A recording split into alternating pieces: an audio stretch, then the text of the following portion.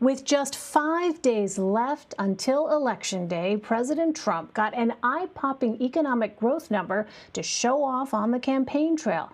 But is it all that it seems? The U.S. gross domestic product, or the size of the economy, grew by nearly 7.5% in the last quarter. The annualized rate of 33% is the largest since reliable statistics began after World War II. But those sorts of gains are only possible because of the losses the country suffered due to the coronavirus pandemic.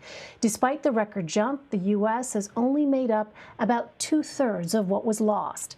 But President Trump touted the headlines. He called the figure the, quote, biggest and best in the history of our country, adding he was glad the number came out before Election Day, November 3rd. President Trump continued his praise for the state of the economy at a rally in Florida earlier. We are doing great. Do you see the number today? 33.1 GDP, the biggest in the history of our country by almost triple, right? Almost triple. No, it's very much bigger than any GDP we've ever had. You have to go back to the 1950s, and then it's less than half. This is the greatest number, 33.1%. Democratic nominee Joe Biden, also campaigning in Florida, denied President Trump's claims that he's going to shut down the economy. And he pointed to the gains the Obama administration made after the 2008 recession. When Barack and I left office, we left Donald Trump a strong economy, stronger than the one he handled. And just like everything else he inherited, he blew it. Now he's squandering that economy like he squandered everything else. But we can build back, and we can build back better with an economy that begins to reward work, not wealth.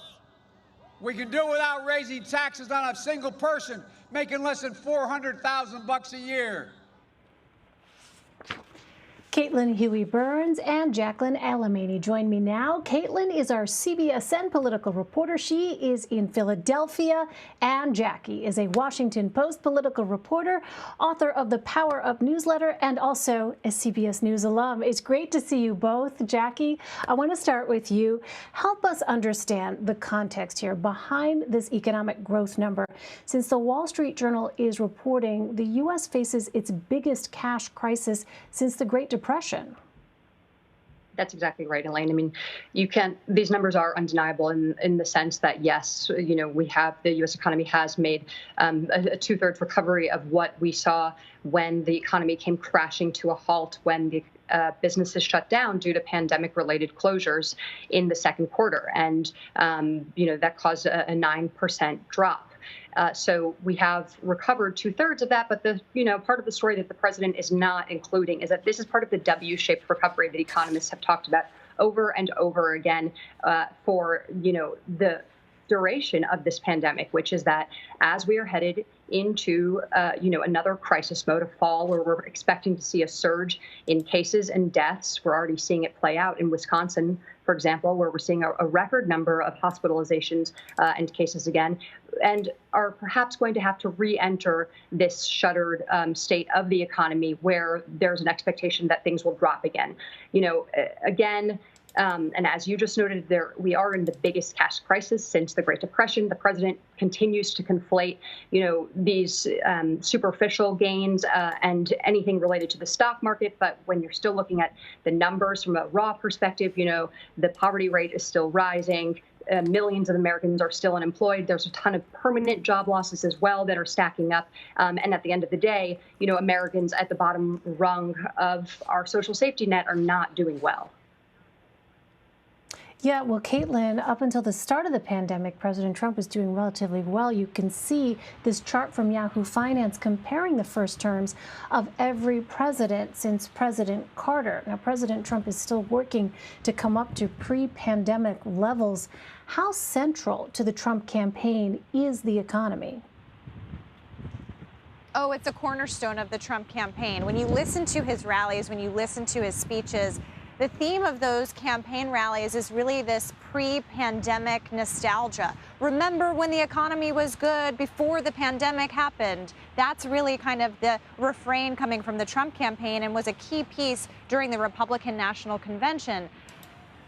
He's also tried to raise questions about what Joe Biden would have done in this situation, and there's a reason for that. When we see in our Battleground Tracker polling in various key states, Donald Trump does pretty well still on the economy. He leads Biden on that measure, but that's really the only silver lining that he has to play. And when you look at these key battleground states, the voters' views of his handling of the pandemic are negative, and that's contributing to Joe Biden's lead in these polls, which suggests that even if people are giving the president good grades on the economy, their views on the pandemic are overriding that sentiment. And that's really important here in the final stretch. Jackie makes a really great critical point, especially in places where I am here in Pennsylvania. If these businesses are going to have to shutter again in a second wave, what does that say about the economy? The Biden campaign has been arguing that containing this virus is the economic message, that being able to contain the pandemic and stop the pandemic means that the economy can get back going again, especially as we're heading into the fall. This is a big concern. So heading into these final days of the campaign, Trump is talking about the economy. Biden is too, in a way, by talking about the pandemic. And that's the big question, is whether voters' feelings about the economy are overridden by their feelings about the pandemic. Well, Caitlin, this economic news comes on the heels of two important Supreme Court rulings last night, both on voting deadlines. In North Carolina, absentee ballots will be allowed to be received and counted up to 9 days after Election Day. In Pennsylvania, justices are allowing a 3-day ballot arrival window to stand. But that ruling may not be final, will it? That's right. That ruling is in place for now, but conservatives on the court said that they're not ruling out making a decision on this after Election Day. They argued that there just wasn't enough time before the election to be able to make a decision on this. So the ruling still stands from the state Supreme Court that ballots received through Friday, November 6th will still be counted. But they said that that doesn't mean that maybe after the election that they can revisit this. And why is that important? Well, Pennsylvania in 2016 was determined by 44,000 votes. That's such a slim margin in the grand scheme of things. And as we're talking about a state preparing for an overwhelming number, an unprecedented number of absentee ballots coming in, there's going to be a lot of people voting this way for the first time, may not be able to get their ballots in on time. And what's really key about Pennsylvania is that you're not able to start even opening up those ballots until Election Day. So the Secretary of State, in preparing for what could happen with the uncertainties about a further court ruling after Election Day, is urging counties to separate ballots out received after Election Day. This is going to be a critical state where absentee votes are going to be really critical as well. And so election officials here are arguing, and elsewhere, that if you have your ballot still in your hand, if you haven't sent it in the mail yet, don't do that. Drop it off at your clerk's office, at your supervisor's office, or at a secure drop box. There are a lot of them around in Philadelphia where I am and around the state. So just check and make sure where you can drop it off before Election Day, just to be safe and sure your ballot counts. And Jackie, you also have some really interesting reporting out of Pennsylvania about how the Trump campaign is trying to win Latino voters in the state. Tell us about that. Yeah, well, Caitlin really tees it up perfectly, pointing to some of Pennsylvania's more unique voting rules and restrictions, if you ask Democrats. There's also this provision, the naked ballot policy, which requires that your ballot, if you cast it absentee in Pennsylvania, that it include the secrecy ballot, which is a second envelope when you cast your ballot.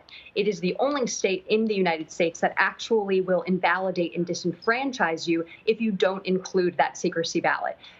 Several voting experts and officials across the state have warned that this could potentially cost 100,000 votes to be invalidated. And If you also talk to voting experts, they'll say that this will disproportionately affect communities of color, people who are inexperienced with voting, and that includes the Latino community. I spent last week in Lancaster, York, Reading, these places outside of Philadelphia, which you wouldn't normally think of as hubs of Latino voters, but there is a pretty substantial and significant margin for the Trump campaign to pick up some of the Latino vote there, because these voters also happen to fall in sort of the blue collar, non-college educated voter bucket as well. They're sort of going after the campaign, these voters in counterintuitive places where you wouldn't necessarily think that there would be a substantial minority community that the president is trying to rake in. And as Caitlin noted, the president won Pennsylvania by 44,000 points in 2016. So even with, York, Pennsylvania, for example, having only, about a third of a population of Latinos, it being a very small actual raw number, that can make all of the difference. Latinos in Pennsylvania at the end of the day only consist of about 4%, almost 5% of registered voters in the state. But again, when you are looking at such tight margins, especially when there's this potentially perfect storm of factors brewing, from voting rules to, the Democrats' disadvantage on voter registration, since they did suspend in-person direct voter contact during the pandemic in order to, implement safety precautions, unlike Republicans who kept pounding the pavement, knocking on doors over the summer. This could set up a perfect storm for Democrats to potentially lose the state, despite the polling that we're seeing right now that has Biden ahead by 6 points. Right. We know the Trump campaign has really been touting its ground game, its organization, its ability to continue throughout the pandemic. Well, Jackie, both President Trump and Joe Biden campaigned in Florida this afternoon. The state is home to one of the most unique Latino populations, with voters hailing from all over Central and South America. In Tampa this afternoon, President Trump said he's going to win a record share of the Hispanic American vote. Why does he think that? Yes, so that is just not true. But what GOP strategists say is that the president has the potential to come close to restoring Bush-era numbers on Latino supports. Again, we always have to state when we're talking about the Latino vote, they are not a monolith. There are Puerto Ricans, Dominicans, Mexicans, Venezuelans, and Cubans. And you see a lot of those different slices of the Hispanic electorate when you're looking at Florida especially. But what the president is right about is he does, really appeal to certain slices of that electorate. For example, a lot of people who have come over, sought asylum from Venezuela, they do really latch on to the president's anti-socialism message. Then you have some Puerto Ricans who I talked to in Pennsylvania, for example, and as well in Florida, who do really latch on to the president's economic message. They are blue-collar workers at their core. They probably don't perform jobs over Zoom. And so the pandemic has disproportionately hurt them from an economic standpoint. And then you have Cubans, Cubans who are really pro-life, socially more conservative, also really appreciate the economic message. So the president's right that he will scrape up more support than I think people might think because of some of his anti-immigrant rhetoric. And there's no doubt that there are a lot of Puerto Ricans who are still furious with the president's handling of Hurricane Maria, who have actually come to the U.S. mainland to vote this election and really feel that the president totally botched the response to the hurricane that devastated the island. But at the end of the day, there are a lot of public polls that are showing that the president might actually be able to scrounge up about 30% of the Hispanic vote, which is far more than he did in 2016. All right, and a little later in the show, I know we're going to talk a bit more about the Latino vote. More broadly, Caitlin, overall, how are the candidates and the campaigns feeling right now about their standing with 5 days left of voting? Well, there's actually a consensus from both the Trump campaign and the Biden campaign, which is don't believe the polls right now, but for very different reasons. The Trump campaign argues that the polls were wrong in 2016, that they believe they're doing better than polls suggest. The Biden team is more worried about people being complacent, having kind of a redo of 2016. 2016 is still very much on the minds of both of these campaigns. For the Biden team, though, it means that they don't want people to think that they're ahead and not show up in the numbers that they want them to. The Biden team has been very focused on the early vote, absentee voting, mail-in voting, in-person early voting. Those numbers we've seen already are historic in their numbers. The Trump team is counting on voters showing up on Election Day. That's where they believe that they'll be able to close this campaign. We could know kind of how this race is going by Florida, because that, of course, is a state that both campaigns were in today. It's a critical state, determined by very close margins, and it's one that they expect to have the results on Election Day. It's a must-win state for Trump. If Biden's able to win it, he could feasibly put this race away. All right, Caitlin Huey-Burns and Jackie Alemany, we are so close, just 5 days away. Thank you both very much. Really appreciate it. 5 days. Thanks for having me. 5 days. And a reminder, we'll have election coverage all day next Tuesday before shifting into high gear at 5 p.m. Eastern with a special election edition of Red and Blue.